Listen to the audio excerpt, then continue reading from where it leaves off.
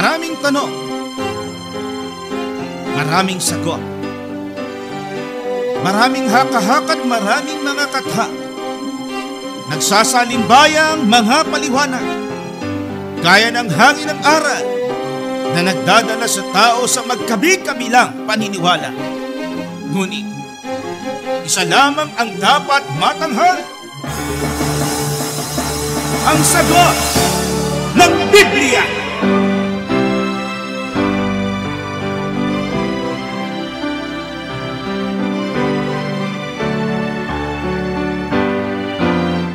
Kaya po nang inyong narinig, mga giliw naming taga-subaybay sa palatuntunan ito na ang kabanal-banalan. Ang bahagi pong ito ng ating programa ay pinamagatan nating ang sagot ng Biblia. Welcome po mga kaibigan at mga mahal naming mga taga-subaybay. Kahimat ang ating bansa ay dinalaw ng iba't ibang mga kalamidad sa mga panahong ito. At welcome pa rin. Ibig namin makabahagi sa inyong recovery at makapaghatid inspirasyon itong ating palatuntunan. Partikular ang programang ito na pinamagatang ang sagot ng Biblia. Para po sa inyong kabatiran, meron po tayong pagpoprograma din sa ibang mga araw. Dito sa ipilang DWBL, mapakikinggan o mapapanood nyo rin po sa ating mga social media accounts ang programang Blessed Day, Monday to Friday, 7:30 to 8. Sa social media po ay 6 to 6:30 ng umaga. Ang sagot ng Biblia, 4 to 5 po naman ng hapon. Dito po sa himpilan DWBL, every Sunday po yan. Samantala, yung pong content naman natin via our social media pages ay inyo rin masusubaybayan sa mga time slots na ito.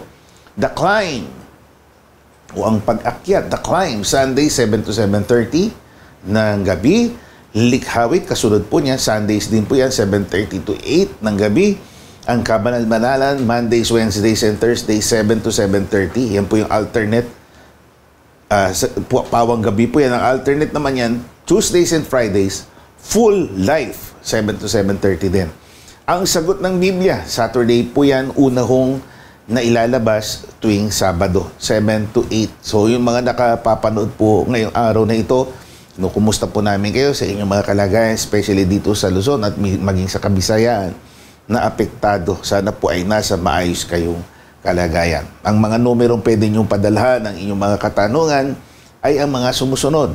0927-140-3782, 0927-140-3782, 0909-555-5009, 0909-555-5009, 0991-419-2027, 0991-419-2027. Ang ating website ay mostholychurch.com at narito ang ating social media accounts. MHC Media, Facebook page, ang Kabanal-Banalan Facebook account, The Most Holy Church YouTube channel. So sa mga accounts nyo ng Facebook at maging sa YouTube, i-type nyo sa search bar ang nasabing mga pangalan. Ang punong tanggapan po ng Kabanal-Banalang Iglesia, number 688 Rahabago Street, Gagalangin, Tondo, Manila. Kami po ang inyong magalingkod at kapatid na Gabriel, Brother George Quirino, kasama po ang punong siyang punong na host nito ating palatuntunan, ang ating kapatid na Yusiel, kapatid na Danilo Francisco. Salamat po, kapatid na Gabriel. Opo. Salamat din po sa inyo, mga giliw naming taga-subaybay. Nawa po ay naka-recover na. Opo. At kami nagpapasalamat sa inyo dahil sa patuloy ang pagkakataong binibigay nyo sa amin na kayo po ay aming mapaglingkuran. Siyempre, sa ating Panginoon ay nagpapasalamat tayo dahil sa siya ang gumagabay sa atin para po manatili sa paglilingkod sa inyo. Pasimulan po natin. Okay. Moving on na po tayo. Narito po ang ating mga video presentation sa mga nakapanayan po nating mga kaibigan natin sa panahon po ng ating pag-aaral.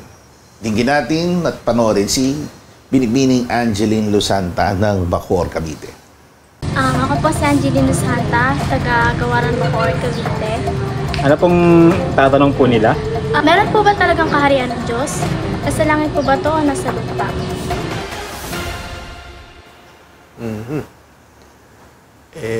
Meron ba talagang kaharian ng Diyos? Mula kay Angeline. Opo, meron talagang kaharian ng Diyos. At yan mababasa natin sa Biblia, maging kung saan ito matatagpuan. Aklat ng mga awit, 103 at 19. Sa Tagalog Popular Version po natin basahin. Si Yahweh nga ang nagtayo ng trono sa kalangitan. Mula doon sa nilikhay maghaharing walang hanggan. Oh, yan. Napakalino naman. Nasisigurado natin na nandun sa langit kasi nandun yung trono ng kanyang paghahari o ng kanyang kaharian. Kaya tiyak na tiyak, may kaharian ng Diyos naroon sa langit maging ang kanyang trono ayon sa sinasabi ng Biblia. At hindi lang po si Haring David ang nagpahayag niyan, di ba, Opo. kapatid na Gabriel? Opo. Pakinggan po natin ang naging panulat po ni Apostol Pablo sa kamanggagawang niyan si Timoteo. Pangalawang Timoteo 4:18. Ako'y ililigtas ng Panginoon sa bawat gawa ng masama at ako'y kanyang iingatan sa kanyang kaharian sa langit na sumakanya nawa ang kalwalhatian magpakilanman siya nawa. O yan, napakalinaw naman, di ba? Gaya ng sinabi ni Apostol Pablo, kaharian ng Panginoong Diyos sa langit. Kaya nasa langit talaga ang kaharian ng Diyos. So yung langit na impresyon natin tungkol sa kaharian ito, hindi katulad nung kahariang alam natin. Usually kasi, lalo na sa panahon natin, when we say kingdom, isang kaharian, ito yung mga kastilyo, castles, na may muog. May mga ganun, yung itsura eh. Opo. Yung sinasabi nila. Yan yung nakikita natin sa mga fairy tales. Very distinctly presented ng isang production outfit in Disney. Pag sinabing Disneyland, parang yung kaharian, yung may mga sari-sari mga edipisyo. Hindi po ganun ang kaharian ng Diyos. At ito nga, gaya ng nabasa natin sa Biblia, ito po ay nasa langit. Opo. Ang luklukan, trono, Nasa langit. ay nasa langit.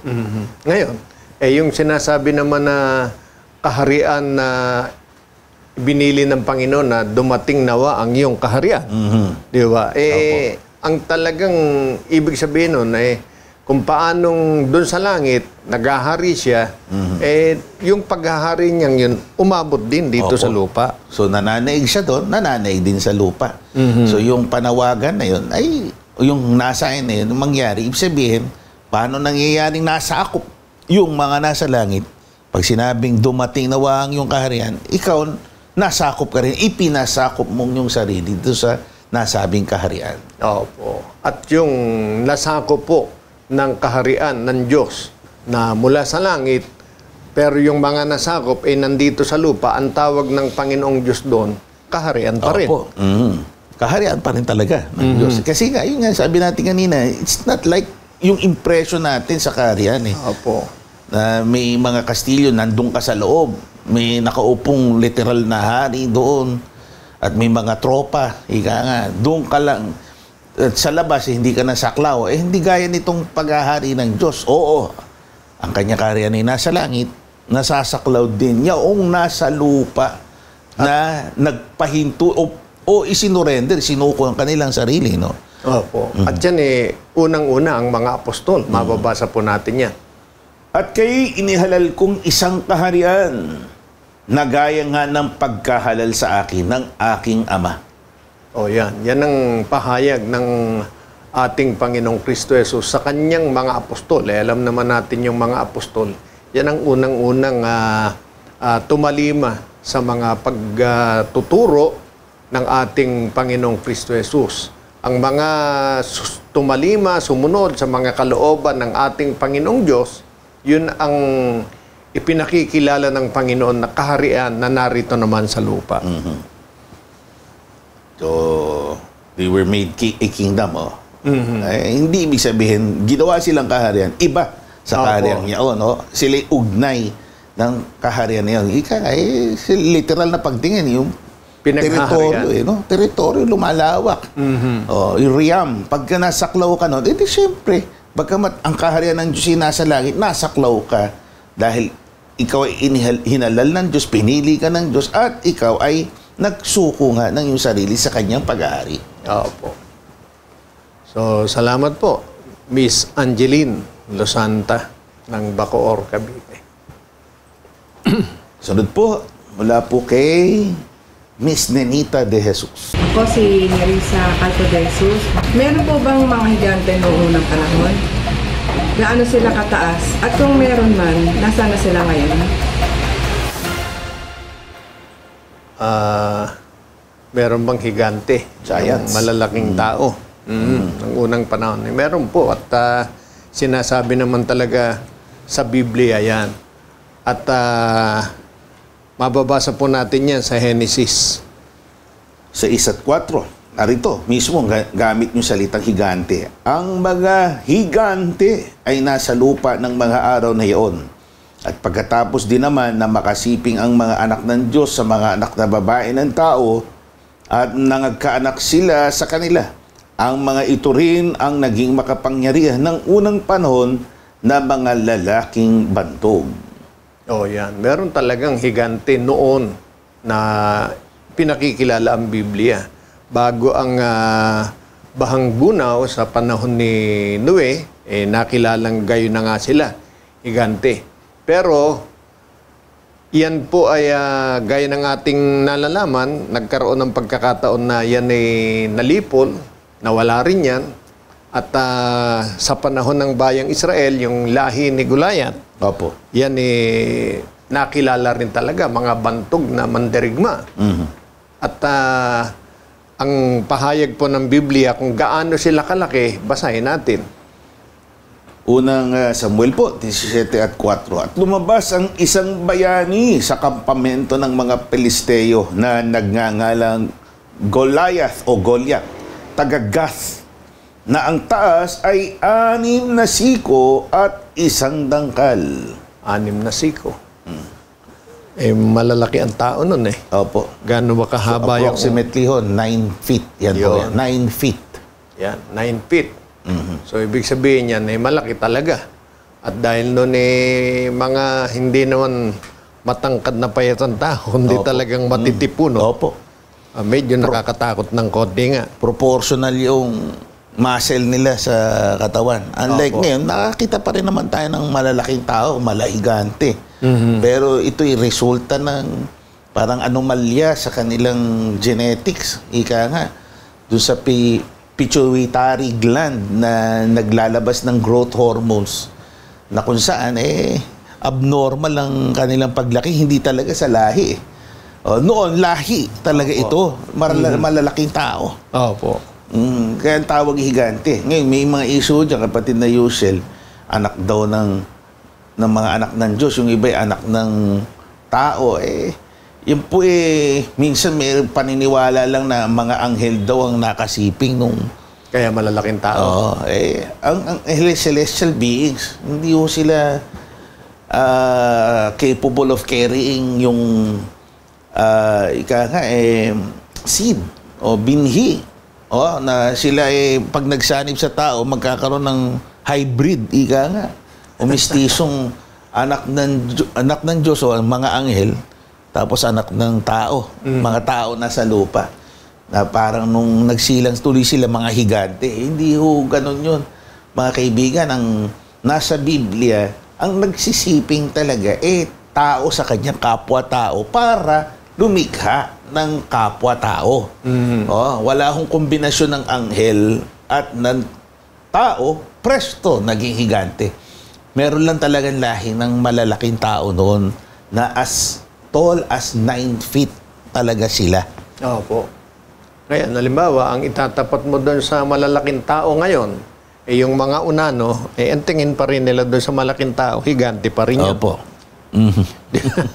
Pero yung mga tao nung nakaharap nga itong si Goliath, matatangkad na rin. Opo, 9 feet. Pero pili. Kaya nga yung kung nakapanood ho kayo ng isang pelikula na nagtagpo yung dalawang hukbo, isettle lang natin itong labanang ito. Huwag na tayo magbakbakan. Kampiyon sa kampiyon. Sabi nung isang panik, tinawag yung kampiyon niya, yung pinakamalaki. Pinakamalaki. Yung talagang representasyon. Kaya ang tawag ho kampiyon, the champion, yung best warrior nilang iaharap. Tapos yung kabilang panig naman, tinawag, sige sabihin na natin, si Achilles. Tinawag si Achilles. Kampiyon daw ng kanilang panig. Sila na magtapat, ika nga. Isang malaki, higante, laban sa isang normal size na adult, na warrior. Mga kaibigan, once upon a time, umiral po talaga sila. Para dun sa ating kaibigan na nagtatanong, nasa na sila, extinct na po yung lahi na yon ng malalaki.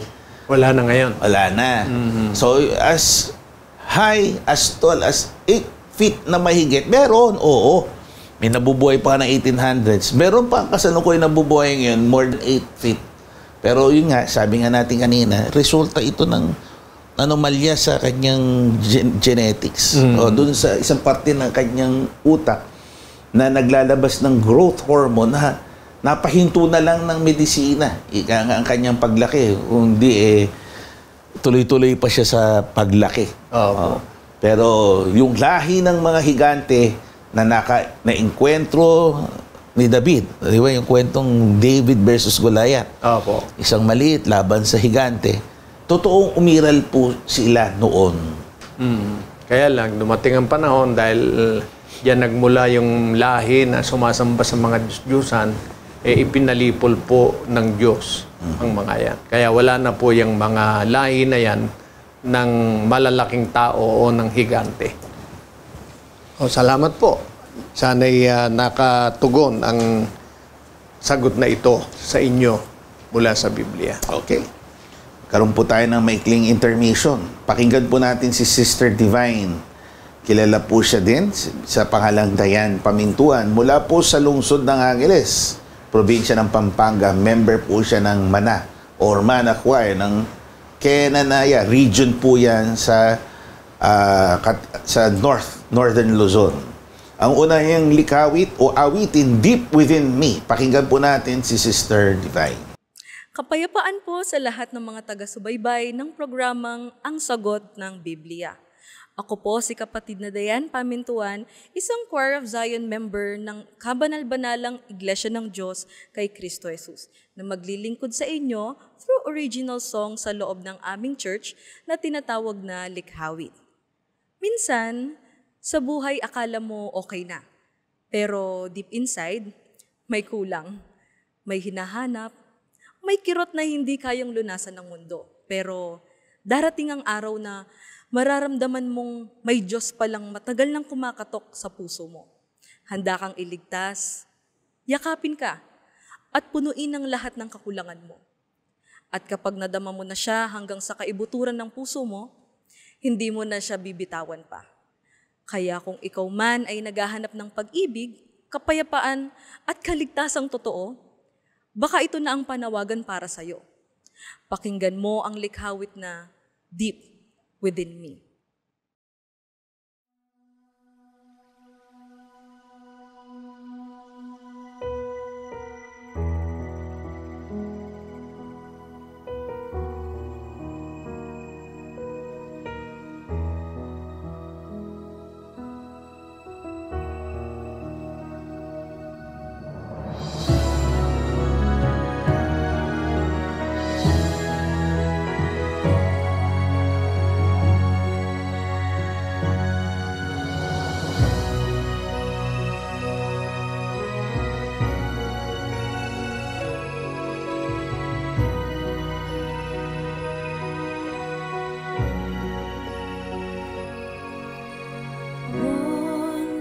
Blinded by this world, by your grace I was saved. I can see you now, I can feel your love.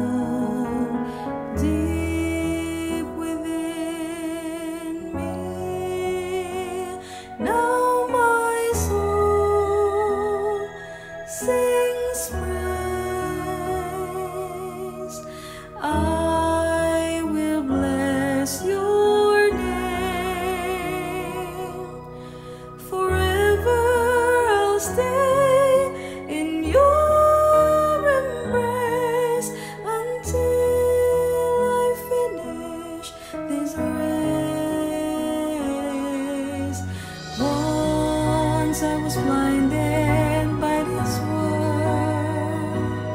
By your grace I was saved. I can see you now, I can feel your love deep within me. Now my soul sings praise. I will bless your name. Forever I'll stay in your embrace until I finish this race. I will go wherever you call me. I will not fear, for you are deep within me. For you are deep within me. Awaits me is your victory.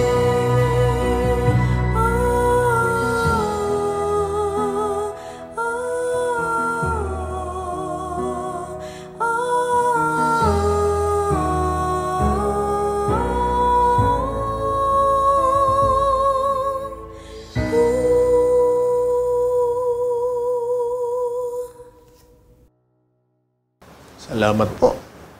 Salamat, Sister Divine, sa inyong awitin. Awitin pampalubag, ika nga, sa mga panahong ito na tayo po ay galing sa mga trahedya. Pakinggan natin at panoorin si Brother Rodel Pizarro ng Binangonan, Rizal para po sa kanyang katanungan. Ako po si Rodel Pizarro, taga Binangonan. Narinig ko sa inyo, hindi na bumabalik ang kaluluwa ng namatay. Bakit nakausap ka ni Saul si Samuel?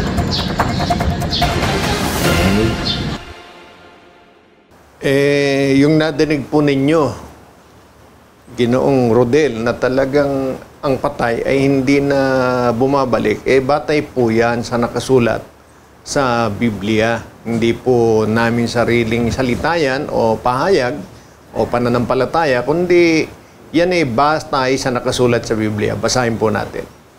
Una, Ecclesiastes 9:5 hanggang 6.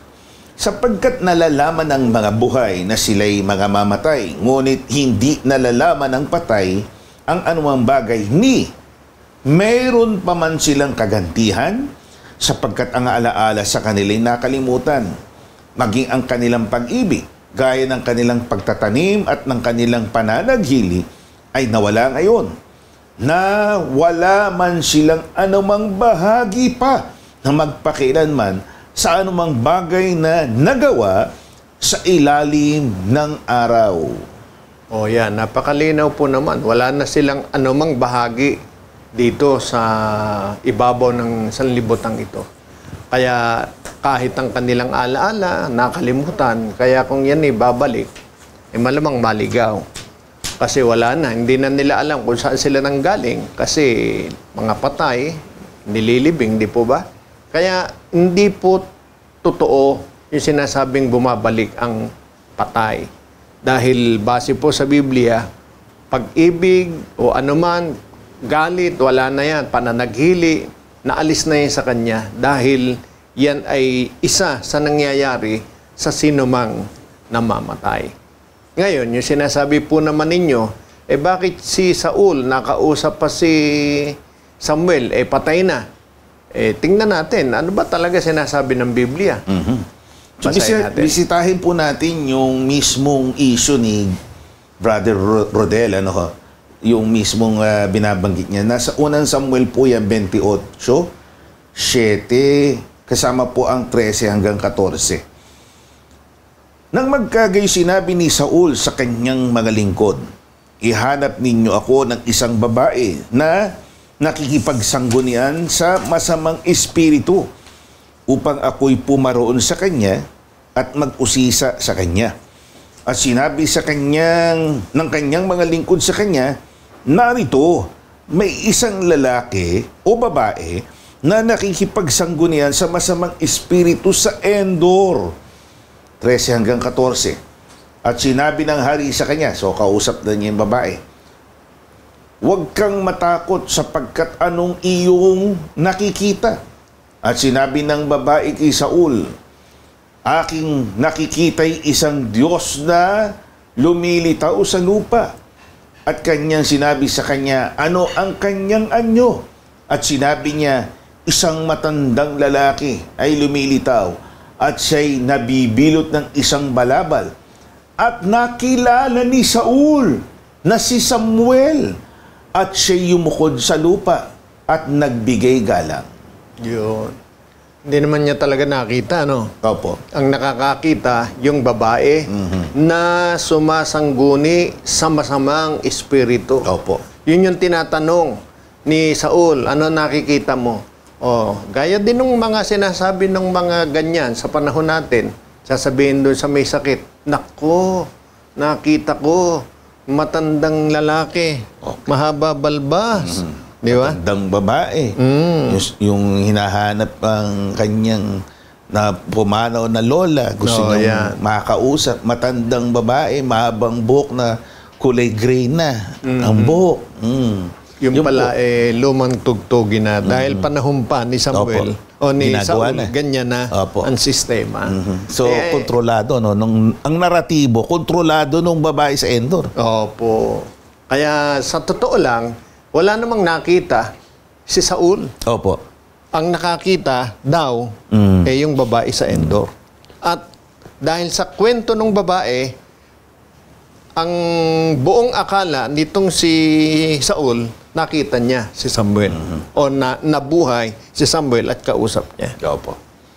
So, alamin natin mabuti, pangalan ni Brother Rodel, ang sirkumstansya, bakit humantong si Saul sa ganitong sitwasyon at nagkaroon siya ng ganong konklusyon na hindi talaga si Propeta Samuel yon.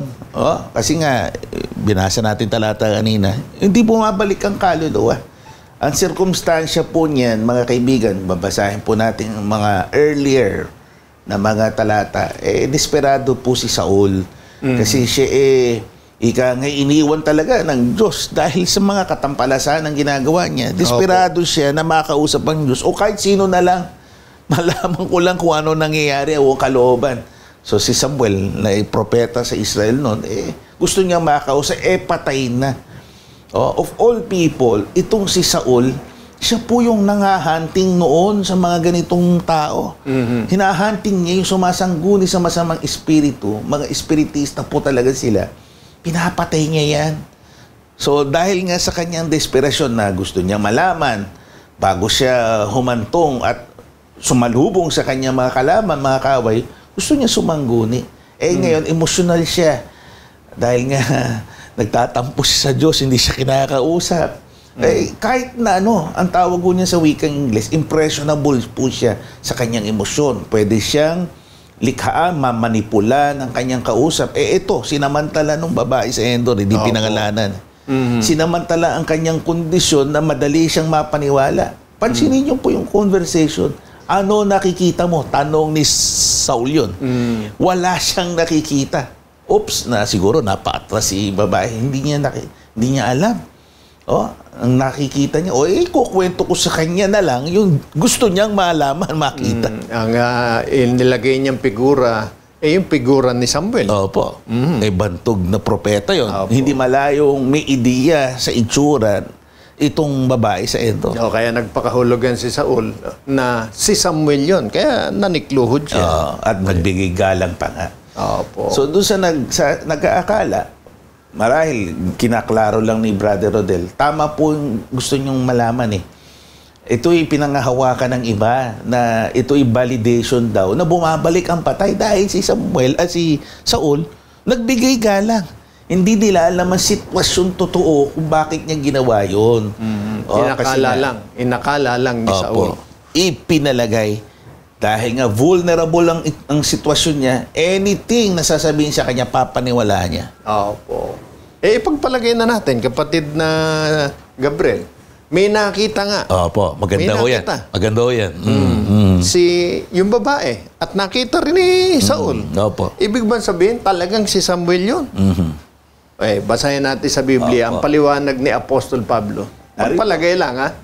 For the sake of argument, ano? Opo. Pangalawang Korinto 11:14. At hindi katakataka, sapagkat si Satanas man ay nagpapakunwaring anghel ng kaliwanagan. Hindi po katakataka kung may nakita sila.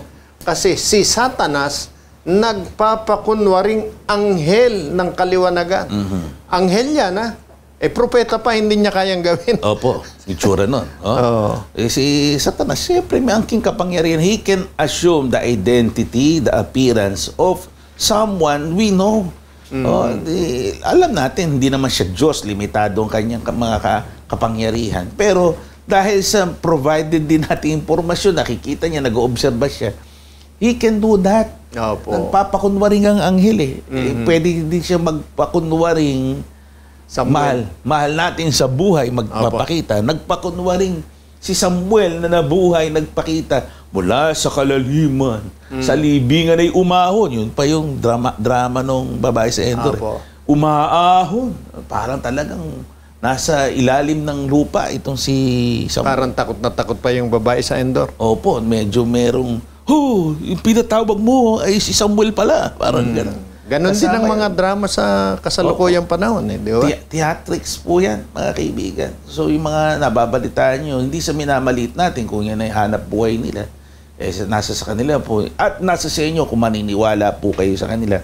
Pero biblically speaking, hindi nga tayo dapat sumasangguni sa kanila.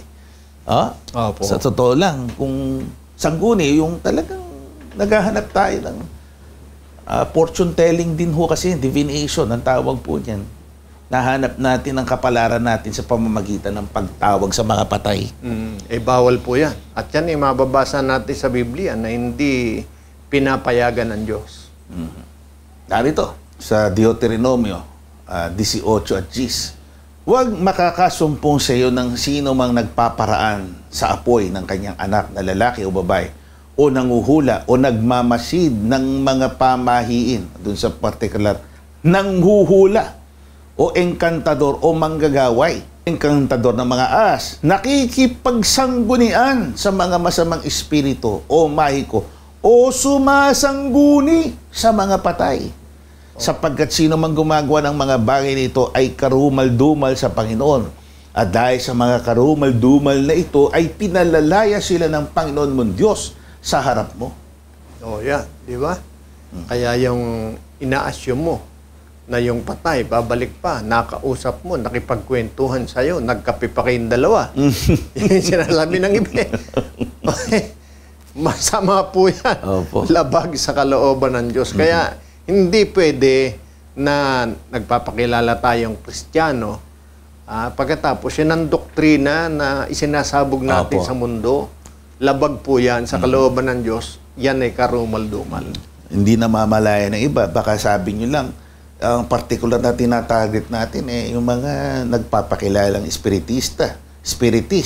Yung pong mga relihiyon na sumasangguni, nananalangin sa mga patay, kahit santo pa sila, yan po'y nahuhulog dito sa kategoryang to. Karumal-dumal. Patay yung mga santo. Sige, santo sila. Pero pag tumatawag tayo sa kanila, ibig sabihin, nakikipag-usap tayo sa kanila. Anong sabi? Karumal-dumal. Baka nakakaligtaan nyo lang. We conveniently ignore what's happening around us, mga kaibigan. Na tayo tumatawag sa mga santo. Patay po sila. Pag tayo nakikipag-usap sa kanila, kahit hindi tayo tinutugon, basta the mere fact na tayo nakikipag-usap sa kanila, karumal-dumal, kapatid na Yusiel? Kaya nga yung halimbawa, merong may birthday, patay na. Babatiin natin, happy birthday in heaven. Pati po yun labag talaga sa kalooban ng Diyos. Napakagandang punto. Parang napaka-inosenteng mga pangungusap. Pero yun po'y labag din sa kalooban ng Diyos. So, sana po ay tulungan tayo ng Diyos at matanggap natin ang katotohanan ito. Masampalatayan na natin dahil yan ang sagot ng Biblia. Salamat, Ginoong Rodel. Kay Binibining Corazon Bakati ng Binagonan, Rizal. Po si Corazon Bakati. Tanong po ninyo? Bakit hindi nyo ginagamit ang pangalan ni Jehovah? Alam naman natin ang istorya ng salitang Jehovah o pangalang Jehovah, hindi naman talaga yan yun. Kundi inimbento lang para mabuo yung salitang Jehovah. Opo. Originally, di ho ba, pati the user, yan po binubuo ng 4 na letra na pangalan na Ebreo. Yung mga titik nito o letra, yung YHWH. Sa kanilang bigkasin, Yod, He, Vav, He. Na kung bibigkasin po talaga natin, pinapaniwalaan na ang talagang bigkas nun dahil natatakot ho ang mga Israelita nung bigkasin. Kasi it's a sacred name. Hindi pwedeng mabigkas at ma-offend ang Diyos. Yun ang paniniwala nila pag nabigkas daw nila ng mali. Pero pinapaniwalaan ang wika talaga, ang wastong pagbigkas niyan, Yahweh. So sa pumapasok ngayon ng Jehovah. Ang Jehovah, talagang matatagpo natin sa Biblia. Sa poems o poetic literature sa Biblia. Mababasa po natin sa pinaikli niya na Yah o Jah. O meron yan, Yah. Na ibig sabihin, tumutukoy nga mismo dun sa pangalang Yahweh. Lamang alam natin, sa history ng salitang Jehovah, ito po ay evolution. Hindi po talaga ito yung original. Evolution po ito mula sa Yahweh na nang ito ay tangkaing isalin sa ibang wika. Siyempre, ibang wika na po yun. At babasahin ng merong ibang wika na yaon, merong issue ng hirap magbasa at hirap pagbigkas dahil magkaibang mga lahi. So, ang ginawa ng mga nagsisalin, bukod sa ito ay walang kasamang patinig o vowels. Nilagyan po ito ng tunog patinig o dati tunog patinig lang. Nilagyan ng aktwal na mga patinig sa pangalang Adonai. Yung Adonai naman, Panginoon, ibig sabihin. Kinuha yung mga patinig o tunog patinig din ng Adonai, nilagay doon sa YHWH. Kaya eventually, yung universally accepted na pronunciation, Yahweh. Dahil nga, isinalin naman ito sa ibang wika. Pagkatanda ko Aleman, German. So, maging yung mga letra ay nahalinhinan ng ibang letra. Yung W naging J, then yung isang yung Y pala ang naging J, yung W naging V. Kaya eventually yung pangalan natin nakikita ngayon, yung tinatanong ni Sister, Jehovah. So yun ho, in time, yun ho, evolution ng pangalan Jehovah. Pero mismo dun sa binabagit yung religion, na hindi natin, unnamed religion para sa atin, na they admit, mismo sila aminado po sila na it's an invention. Inimbento lang nila. Na pangalan niya. Hindi po talaga yan ang original. So, for convenience lang ng pagbigkas at pagbasa, yan po ipinanganak na pangalan, Jehovah. Pero to use it at present it as ito talaga ang pangalan ng Diyos, hindi po, mga kaibigan. Pero naintindihan natin na ang tinutukoy dyan tumutukoy doon sa kung sino yung Diyos. Ngayon, sino ba yung Diyos na yan? At ano ba talaga yung pangalan na sinasabi ng Biblia? Basahin natin. Sodo. 3:15, unang bahagi po ng talata. At sinabi pa ng Diyos kay Moises, ganito ang sasabihin mo sa mga anak ni Israel. Sinugo ko sa inyo ng Panginoon, ng Diyos ng inyong mga magulang, ng Diyos ni Abraham, ng Diyos ni Isaac, at ng Diyos ni Jacob. Ito ang aking pangalan magpakailanman, at ito ang aking pinakaalaala sa lahat ng mga lahi. Yan yung pangalan na sinabi mismo tuwiran ng ating Panginoong Diyos. Ito ang aking pangalan magpakailanman. Ngayon, siyempre, ang pagka nasa ibang bansa tayo, dahil sa atin, Diyos. Pag pumunta tayo sa ibang bansa, hindi na Diyos yan. Opo. Ano na sa Amerika, halimbawa? Sa Amerika o sa English-speaking countries, God with the letter G. Hindi kasama yung mga pangalan ng Abraham, Isaac, siyempre. Kung mababasa niyo yung talata nga, hindi sila kasama talaga sa pangalan. Kasi yun yung deity, yun yung sinasamba ng mga lalaking ito, sina Abraham, Isaac at Jacob. At ang pangalan nga na magpakailanman ay Diyos with the letter D. So it's a proper noun, letter D, Diyos. In English, God with the letter G, capital G. Pagka pumunta ka naman sa gawing Middle East, ang tawag nila dyan Allah naman. Opo, Allah. Arabic for God. Yan. Kaya yan yung pangalan na sinasabi ng Biblia na magpakailanman. Yan po yung ipinakikilala din namin sa inyo.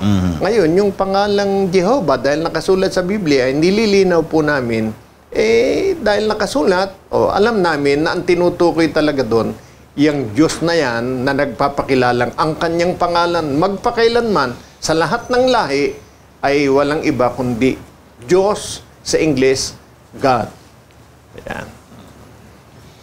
Very well said, kapatid na Yushel. Ramat po. So, ang kasunod po ay mula po kay Brother Noel Aborquez ng Baliwag, Bulacan. Bakit noong unang panahon, di nagagalit ang Panginoon Diyos kay Abraham nung mag-asawa po silang madami? Bakit po ngayon narinig ko po sa inyo na dapat isa lang? Thank you. Thank you. Nakikinig po siya, nanonood sa atin. Salamat po. Salamat sa inyong pagsubaybay. Talagang wala po tayong mababasa sa Biblia na dahil nag-asawa si Abraham ng higit sa isa, nagalit ang Panginoong Diyos. Ang unang nag-asawa nun, si Tare, na tatay ni Abraham. Opo. Yun ang punto na nagsalita si Moises na talagang sinabi niya, kung ang Diyos ang ating tatanungin, labag talaga sa kalooban ng Diyos yun. Opo. Sa simulat sa pool, yun talaga Yung sa account of creation of man and woman, talagang sinabi, meant for one partner lang ang lalaki. At ang babae, of course. They are meant for one partnership lang. Bawat isa, isang partner lang talaga. At yun ang ikinote mismo ng ating Panginoong Kristo Jesus nang siya'y narito na sa sanlibutan ng magkatawan tao siya. Mabuting basahin po natin. Narito, Mateo 19:4 hanggang 6. At siya'y sumagot at sinabi, hindi ba ninyo nabasa na ang lumalang sa kanila buhat sa pasimula ay sila'y nilalang niya na lalaki at babae. At sinabi, dahil dito'y iiwan ng lalaking kanyang ama't ina at makikisama sa kanyang asawa, at ang dalawa ay magiging isang laman. Kaya nga hindi na sila dalawa, kundi isang laman. Ang pinagsama nga ng Diyos ay huwag papaghiwalayin ng tao. Yan. Napakalinaw naman. Ang nagsabi niyan, ang Panginoong Kristo Jesus, at ang ipinapaliwanag niya, yung mula pa ng pasimula na sinabi ng ating Panginoong Diyos na lumalang sa tao. Na ano ang kalooban talaga ng Diyos tungkol sa lalaki at babae, sila'y manatiling mag-asawa habang sila'y nabubuhay, magiging gaya sila ng isa. Opo. At walang mini-mention dyan na merong multiple partners. Sa isa't isa, lalaki, babae. So, sa panahong ito, may nakikita tayong ganyan na sitwasyon na minsan pinagsasabay talaga, alam nung dalawang babae na sila'y parehas asawa. Meron ganyan sa modern times na sa pinapayagan yung multiple partners. Pero ang katalagahan sa simulat sa pool, one man, woman o one woman, man. Kaya dyan sa salitang yan ng Panginoon, nag-follow up ng tanong yung kausap ng ating Panginoon. Basahin natin. Sa versikulo 7. Ito, mga kaibigan. Sinabi nila sa kanya, bakit nga ipinag-utos ni Moises na magbigay ng kasulatan sa paghihiwalay at ihiwalay ang babae? 8. Sinabi niya sa kanila, dahil sa katigasan ng inyong puso ay ipinaubaya sa inyo ni Moises o sa inyo ni Moises na inyong hiwalayan ng inyong mga asawa. Datapat buhat sa pasiwala ay hindi gayon. Yan, napakalinaw. Buhat sa pasimula, hindi gayon. Yung ipinahintulot ni Moises, yung pagpapahintulat ni Moises na inihiwalayan yung asawa, mag-aasawa ng iba, sabi ng Biblia, yon ay hindi gayon buhat ng pasimula, kundi dahil yon sa katigasan ng ulo o sa ibang salita, sa pagsunod ng tao sa kung ano gusto niya. So, nagbibigay lang meron lang sinasaalang-alang, siguro for the sake of some peaceful peace and harmony sa komunidad natin. O sige, pinapayagan na, pero hindi po pwede sabihin na ito may pagpayag na parang tinotolerate. Na ito na kasi o kaya pinapayagan na ng batas. Hindi po ganoon. Hindi pinapayagan ng kautusan, kundi dahil sa katigasan ng ulo nung nag-i-insist, nagpipilit na maghiwalay. And for that matter, yung pagkakaroon din ng isa o dalawang higit pa sa isang asawa. Pero kung ang tatanungin natin, ang kalooban ng Diyos, hindi niya sinasang-ayunan niya. At yan sinabi ng Panginoon, ikinote niya yung sa panahon ni Moises, at itinuloy yan sa pagtuturo ni Apostol Pablo. Basahin natin. Tito 1 at 6. Kung ang sino man ay walang kapintasan, asawa ng isang babae lamang na may mga anak na nagsisisampalataya na hindi may susumbong sa pangliligalig o suwail. Yan. Dahil sa kaugaliang Kristiyano na tinatalunto ng mga apostol, dahil yun ang ipinahayag ng Panginoon, kahit po si Apostol Pablo, yan ang kanyang paninindigang itinuturo na talagang isa lang ang dapat na maging asawa. Kaya kung kalooban ng Diyos ang ating tatanungin, yan ang sinasang-ayunan niya at hindi po ang pagkakaroon ng maraming asawa. So, minention ni brother, bakit gano'n? Para pinayagan, hindi po talaga yung kalooban ng Diyos. Hindi tayo, hindi natin gina-justify yung ginawa nila. Hindi po. Kasi kahit na well-documented ang pagkakaroon ng multiple wives, lalo na si Solomon, si David. Ako, kitang-kita natin. Bakit nasulat pa sa Biblia? Alam nyo, mga nakasulat sa Biblia, mga leksyon po yan ng frailties, kahinaan ng tao, na isinulat yan para matuto din tayo kung ano ang naging sitwasyon nila ng una at ang kinauwian ng pagiging suwail nila doon sa katalagahan na yon. Hindi naging maganda ang kinauwian ng kanilang mga pagpapasya o pagpipilit na magkaroon ng maraming mga asawa. Dahil alam naman natin, pagka ginawa yan, ay nagkakasala ang tao ng pakikiapid o pangangalo niya. Kaya kasalanan po ang ibig sabihin.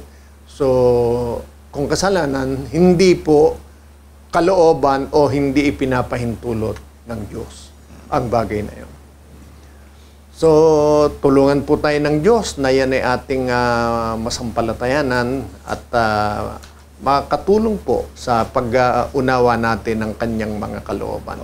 Hanggang dito po muna ang ating pagtugon sa mga katanungan sa bahagi pong ito. Pakinggan natin uli ang pangalawang awitin ng ating kapatid, si Sister Divine, sa kanyang awiting hakbang patungo sa piling mo. Ang ikalawang likhawit na aking ipaglilingkod ay isang reminder na may Diyos na handa tayong ituwid sa ating mga paglakad. Hindi para tayo ay subukin o parusahan, kundi para mas ilapit tayo sa piling niya kung saan may tunay na kapayapaan. At kapag siya na ang umaakay, kahit saan na tayo dalhin, siguradong may saysay ang bawat pagakbang. Samahan ninyo akong muli sa likhawit na Hakbang Patungo sa Piling Mo.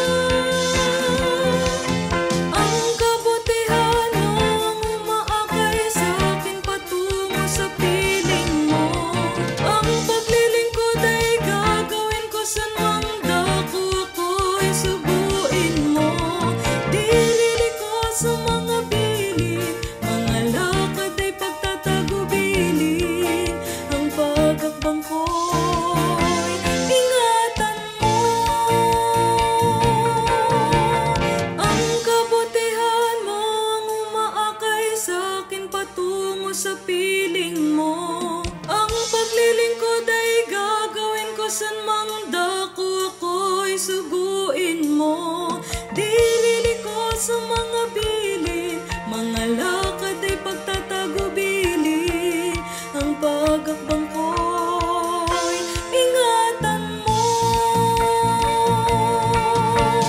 Ang kabutihan ang umaakay sa akin patungo sa piling mo. Ang paglilingkod ay gagawin ko san mang dako, ako'y suguin mo. Dilili ko sa mga bilin, mga lakad ay pagtatagubilin. Ang pagakbang ko'y ingatan mo.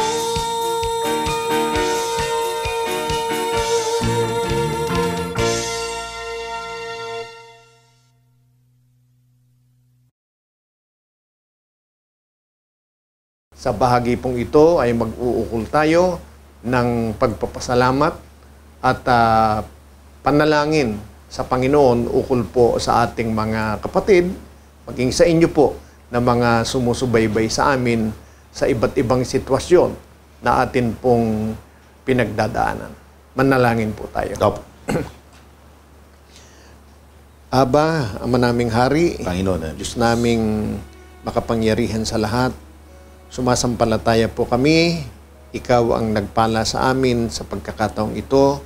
Pinagpala mo rin ang lahat ng sumubaybay sa amin sa pamamagitan ng pagpapaunawa mo po ng iyong mga banal na kalooban. Nakikiusap kami sa iyo, patuloy mo po silang kahabagan. Lalo na po ay dinadalangin namin sa iyo ang aming mga kaibigan at mga kapatid na alam naming may pahintulot ka na maranasan ng iba't ibang mga sitwasyon. Kung ang iba'y nakakaranas ng mga suliranin sa buhay, ang pakiusap namin sa iyo, kahabagan mo po sila. Pagkaloob sa kanila ang mga kaparaanan kung paanong makalalampas sa mga bagay na ito na hindi nakalilimot sa iyo, kundi nangahawakang ikaw ang Diyos na sa kanila'y gumagabay. Amen. Tulungan mo rin po ang mga dumaranas ng mga mabibigat na karamdaman na alam naming walang ibang Diyos na makatutulong, makalulunas kundi ikaw lamang. Kahabagan mo po sila at kumbaga maaari, lalo na po ang iyong mga lingkod na nagsikap, na tugunin ang iyong mga banal na kalooban, mahabag ka po sa kanila. Kumasangkapan ka po ng mga manggagamot na dalubhasa upang malunasan ang kanilang mga sakit. At kung kalooban mo, makapiling namin sila sa masayang pagdilingkod sa iyong dakilang pangalan. Amen. Pagpalain mo rin po ang programang ito sa pangangasiwa ng leader sa iyong bayan. Ingatan mo rin po siya sa kanyang pangunguna sa amin. Saan man siya naroroon, lagi mo po siyang gagabayan, lalo na sa kanyang mga pagpapasya at pangangasiwa sa iyong bayan upang maihatid kami sa lalong mataas na antas ng mga pagluwalhati sa iyong pangalan. Amen. Nananalig kami, ikaw ang gumabay sa amin, ikaw ang patuloy na magpapala sa amin, maging sa lahat ng sumusubaybay sa programang ito, sapagkat ito ang aming buong pusong idinadalangin sa iyong pangalang Kristo Jesus, aming Diyos at aming tagapagligtas. Amen. Amen. Maraming salamat po sa inyong pakikinig, panonood po sa araw na ito. Till our next content, next week. Kami po ang inyong mga lingkod at kapatid, kapatid na Gabriel. At kapatid na Yusia. Ang panalangin po naming magkakapatid sa kabanal-manalang Iglesia ng Diyos kay Kristo Jesus ay kapwa nawa tayo bantayan ng Diyos sa ating paghihiwalay. Misipa.